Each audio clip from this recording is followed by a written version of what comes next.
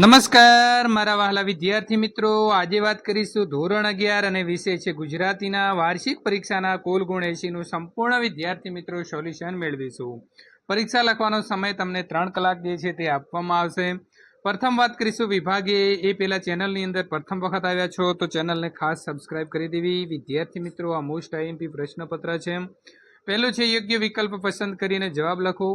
પત્રમાં 20 જોઈને વિષ્યાએ શું કરવાનું વિચાર્યું? તો 20નું વિષ્યા કરી નાખવાનું વિચાર્યું। બીજું, ઝાડ પહેલા ઝાડને કોની બીક બતાવે છે? તો કઠિયારાની બીક બતાવે છે। એક વાક્યની અંદર જવાબ આપો। અહલ્યા પથ્થર સાથી બની ગઈ તો ઋષિના શ્રાપથી અહલ્યા પથ્થર બની ગઈ હતી। અંતે કોણે નાવિકના મનનું સમાધાન કરે છે? તો ગુરુ વિશ્વામિત્ર નાવિકના મનનું સમાધાન કરે છે। પ્રશ્ન નંબર 5, સૂર્યાસ્ત થતા રવિનું પ્રતિબિંબ હવે શાને અડવા લાગ્યું? તો સૂર્યાસ્ત થતા રવિનું પ્રતિબિંબ હવે સમુદ્રને અડવા લાગ્યું। વધારાની ઢગલી કોના માટે રહેતી? તો વધારાની ઢગલી ભગવાનના ભાગ તરીકે રહેતી હતી।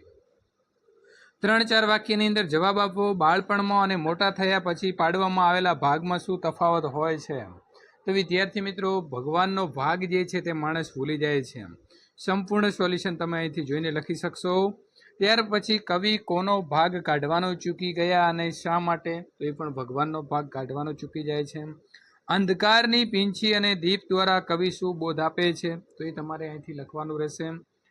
8-10 વાક્યની અંદર જવાબ આપો। આવી નગરમાં લાગી લાય છપ્પા દ્વારા રજૂ થયેલા જ્ઞાનના મહિમા વિશે લખવાનું છે। 4 ગુણનો પ્રશ્ન રહેશે। વિભાગ બીની વાત કરીશું તો નીચે આપેલા વિકલ્પમાંથી યોગ્ય વિકલ્પ પસંદ કરીને જવાબ લખો। સુંદરીની શોધ પદ્યના લેખક કોણ છે? તો જયશંકર ભોજક છે। ખાસ તમારે તમારી અનુક્રમણિકાની અંદર સાહિત્ય પ્રકાર અને જે લેખક છે કે કવિ છે એ તૈયાર કરી દેવા। ગાંધીગ્રામ સ્ટેશને પેસેન્જર ચડ્યા પછી કોણ ચડ્યું? તો ભિખારણ ચડી। મનુષ્યની વૃદ્ધાવસ્થામાં કઈ ઇન્દ્રિય બળવાન રહે છે? તો મનુષ્યની વૃદ્ધાવસ્થાની અંદર જીભ બળવાન રહે છે। આખી શેરી લેખકને કેવી રીતે તાકી રહે છે? તો આખી શેરી લેખકને એક અજાણી વ્યક્તિ તરીકે તાકી રહે છે। ડોક્ટરના પત્નીનો કયો વ્યવસાય છે? તો ડોક્ટરના પત્ની પણ ડોક્ટર છે। કૂવામાંથી કેવું પાણી નીકળ્યું? તો આ પ્રદેશમાં મીઠું પાણી ભાગ્યે જ નીકળે, પણ ઈશ્વર કૃપાથી કૂવામાંથી મીઠું પાણી નીકળ્યું। અલી ડોસો હોશિયાર શિકારી હતો તેમ શા પરથી કહી શકાય? તો વિદ્યાર્થી મિત્રો, તમારે અહીંથી જવાબ લખવાનો છે। સમીરે રમણીકલાલને થોડું પાણી પીવા કેવી રીતે સમજાવ્યા? અને મેળામાંથી પાછા ફરીને આવી લેખકે કેવું દ્રશ્ય જોયું? તો વિદ્યાર્થી મિત્રો, એના જવાબ તમારે અહીંથી લખવાના છે। પોસ્ટ ઓફિસ અલી ડોસા માટે ધર્મક્ષેત્ર અથવા તો તીર્થસ્થાન બન્યું। આ વિધાન તમારે સમજાવવાનું રહેશે। વિભાગ સીની વાત કરીએ તો વ્યાકરણ વિભાગ રહેશે। વાક્યનો પ્રકાર ન બોલ્યામાં 9 ગુણ, તો નિષેધ વાક્ય છે। વાક્ય પરિવર્તન કરવાનું છે। સરિતાના જલ કૃષ્ણ જરા થયા, નિષેધ વાક્ય બનાવો તો સરિતાના જલ કૃષ્ણ જરાય ન થયા। રૂઢિપ્રયોગનો અર્થ આપી વાક્યમાં પ્રયોગ કરો। છાતી ગજગજ ફૂલવી તો ખૂબ હરખાવું અથવા આનંદ થવો। પ્રત્યેક MA-BA પરીક્ષામાં યુનિવર્સિટીની અંદર પ્રથમ નંબરે આવતો પિતાની છાતી ગજગજ ફૂલી। નીચેના વાક્યના પ્રત્યયો ખોટા વપરાયા હોય તો સુધારીને લખો। મારા કોઈ હુકમનો અનાદર કરવાનું મન નથી થયું, તો મારો કોઈ હુકમનો અનાદર કરવાનું મન નથી થતું। ત્યાર પછી સમાનાર્થી શબ્દની વાત કરીએ તો રેણુ, રેણુ એટલે રજ અથવા ધૂળ, અને સ્ત્રી એટલે નારી અથવા મહિલા। સમાનાર્થી શબ્દની જોડ લખવાની હોય તો ફોરેસ્ટ તો જંગલ અથવા અરણ્ય, આકાશ તો નભ અથવા ગગન, પ્રયત્ન તો યત્ન અથવા કોશિશ, નદી છે મિત્રો, બરાબર, તો નદી તો સરિતા અથવા તટીની, અને મહેમાન તો અતિથિ અથવા પરોણો। અહીં શબ્દ આપેલા છે તેના વિરુદ્ધાર્થી શબ્દ જે છે તે મિત્રો લખી વાક્યનો અર્થ ન બદલાય પ્રમાણે લખવાનું છે। સમીપ તો દૂર, બરાબર। શબ્દ સમૂહ માટે એક શબ્દ કમળની જેમ પાણીમાં રહેનારું, તો એને કહેવાય જલ કમલવત।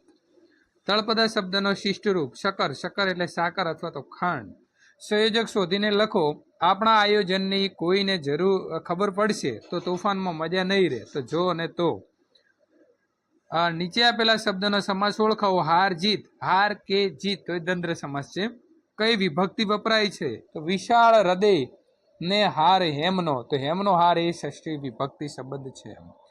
જીન નાચ્યા કરે છે, તો જીન એ પ્રથમ વિભક્તિ શૂન્ય પ્રત્યય લાગશે। નીચે આપેલા અનેક અર્થી શબ્દનો અર્થ વેદ લખો. દોષી, દોષી એટલે મિત્રો કાપડ વેચનારો, અને દોષી એટલે અપરાધી. હંસ, હંસ એટલે એક પંખી, અને હંસ એટલે હસવુંનો આજ્ઞાર્થ રૂપ છે. અસબંધ નો અર્થ આપીએ તો અનુચિત આવશે. જોડણી નિશાળ, તો એમાં નાનો ઈ આવશે. અને તુલસીની અંદર વિદ્યાર્થી મિત્રો સસલાનો શ આવશે. વાક્યનું રૂપાંતર કરો, ભાવે વાક્ય બનાવો. તે દિવસે અમુ ચોધાર આંસુએ રડી પડી, તો તે દિવસે અમુથી ચોધાર આંસુએ રડી પડાયું. લેખન રૂઢિ અને ભાષા સુધી પ્રમાણે વાક્ય સુધારીને લખો તો આવશે: વનમાં ચાંદલિયો ઉગ્યો રે, રાજ મને સૂરજ થઈ લાગ્યો રે. વિરામ ચિહ્નનો ઉપયોગ કરો તો સાથ સહુકે નાવે બેસો, અલ્પ વિરામ, નહીં બેસારું રામ, પૂર્ણ વિરામ. સર્વનામ શોધીને લખવાના છે. તો વિદ્યાર્થી મિત્રો તમારે આમાંથી સર્વનામનો ઉપયોગ કરી અને લખવાનો છે કે વિદ્યાર્થીઓએ લોકોને સુંદર વાત કરી, તેમને આ વાત ખૂબ ગમી, તેમણે, લોકોએ એટલે તેમણે એનો તરત જ અમલ કર્યો, એમનો લોકોએ આભાર માન્યો. તો વિદ્યાર્થીઓ છે ત્યાં આપણે સર્વનામ શોધીને લખવાનો છે. વિભાગ ડી, સરસ મજાની અહીં ફરવા આવ્યો છું, હું તો બસ ફરવા આવ્યો છું. વિદ્યાર્થી મિત્રો આપણને કાવ્ય આપ્યું છે તેનો અભ્યાસ કરીશું, અને ત્યાર પછી અહીં આપેલા જે આ પ્રશ્નો છે એના જવાબ વિદ્યાર્થી મિત્રો તમે અહીંથી જોઈ અને લખી શકો છો. બરાબર છે. તો આપણો વિભાગ ડી જે છે આ પ્રકારે રહેશે. ત્યાર પછી અહીં ગદ્યખંડ આપ્યો છે અને તેનો આપણે વિદ્યાર્થી મિત્રો અભ્યાસ કરીશું, અને આપેલા 5 પ્રશ્નોના જવાબ આ પ્રકારે આપણે લખીશું. બરાબર છે. પરોપકારી મનુષ્ય વૃક્ષો જેવા કેમ રહ્યા છે? તો વૃક્ષો પોતે તાપમાં તપીને અહસ્ય ગરમી વેઠીને બીજાને છાંયડો અને મીઠા ફળ આપે છે. તે પરોપકારી મનુષ્ય પોતે દુઃખ સહન કરીને બીજાને સુખ આપે છે. સુખડ, શેરડી અને સોનું મનુષ્યને શું બોધ આપે છે? તો સુખડ જેમ ઘસાય તેમ વધુ સુવાસ આપે, શેરડી વધુ પીલાય તેમ વધુ રસ નીકળે, અને સોનું જેમ વધારે તપે તેમ વધારે ચળકાટ ધારણ કરે. એમ આપણી કાયાનો ઉપયોગ પરોપકાર અર્થે કરવો જોઈએ, અને ઉદાર મનુષ્ય કદી પોતાના સદગુણો છોડતો નથી. નિરર્થક જીવન કોને કહેવાય? જે બીજાના માટે જીવતો નથી તેને જીવન નિરર્થક કહેવાય. જીવવા ખાતર જીવવાને લેખકે શું કહ્યું છે? તો જીવવા ખાતર જીવવું એ તો કાગડા કૂતરાનું જીવન, એમ લેખકે કહ્યું છે. ગદ્યખંડને યોગ્ય શીર્ષક આપો. તો ગદ્યખંડનું યોગ્ય શીર્ષક આવશે પરોપકારી જીવન. વિદ્યાર્થી મિત્રો તમારે વૃક્ષારોપણ કાર્યક્રમ તમારા શાળાની અંદર યોજાયો હોય તો એના વિશે તમારે અહેવાલ 100 શબ્દોની અંદર લખવાનો રહેશે. શબ્દ સમૂહ છે પૂજે જનો સો ઉગતા રવિને. તો વિદ્યાર્થી મિત્રો આ રીતે તમારે વિચાર વિસ્તાર કરવાનો રહેશે. નીચે આપેલા વિષયમાંથી કોઈ એક વિષય ઉપર 200 શબ્દોની અંદર તમારે નિબંધ લખવાનો છે. તો 21મી સદીની વૈશ્વિક સમસ્યાઓ જે છે તે વિદ્યાર્થી મિત્રો આ પ્રકારે તમે લખી શકો છો. બરાબર છે. તો વિદ્યાર્થી મિત્રો આ પ્રકારે મોસ્ટ આઈએમપી પ્રશ્નપત્ર મેળવવા માટે ચેનલને ખાસ સબસ્ક્રાઇબ કરી દેવી.